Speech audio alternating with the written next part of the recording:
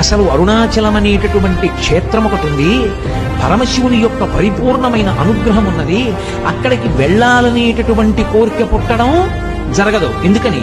అసలు కొన్ని కోట్ల జన్మలెత్తితే తప్ప అరుణాచల పర్వతం గురించి తెలుసుకోడు.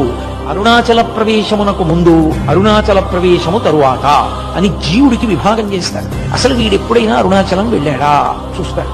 అరుణాచలం వెళ్ళాడు, ఆ జీవుడి స్థాయి వేరు. అరుణాచలం వెళ్ళలేదు, ఆ జీవుడి స్థాయి వేరు.